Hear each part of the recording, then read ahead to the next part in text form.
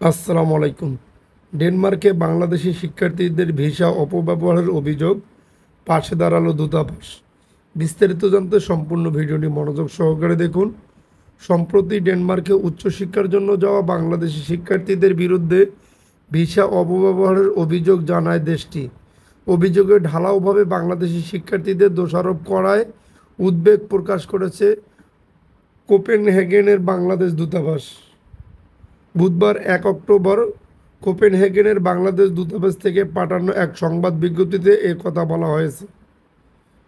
এতে জানানো হয়, সম্প্রতি কিছু প্রতিবেদনে বাংলাদেশি ছাত্রছাত্রীরা শিক্ষার্থী ভিসাকে শ্রমবাজারে প্রবেশের মাধ্যম হিসেবে ব্যবহার করছে বলে উপস্থাপন করা হচ্ছে।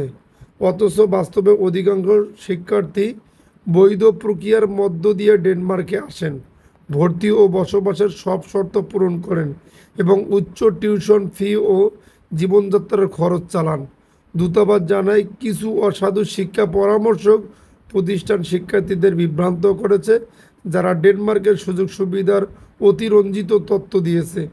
এতে অনেক শিক্ষার্থী আর্থিক চাপে পড়ে খণ্ডনকালীন চাকরি নিতে বাধ্য হয়, যা ডেনিশ আইনে অনুমোদিত।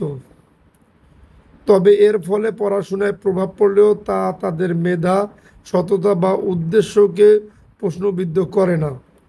বিজ্ঞপ্তিতে বলা হয়, অধিকাংশ বাংলাদেশি শিক্ষার্থী পরিশ্রমী, আইন মেনে চলেন এবং ডেনিশ বিশ্ববিদ্যালয় ও সমাজে ইতিবাচক অবদান রাখছেন। তাদের অযথা সাধারণীকরণ করা উচিত নয়।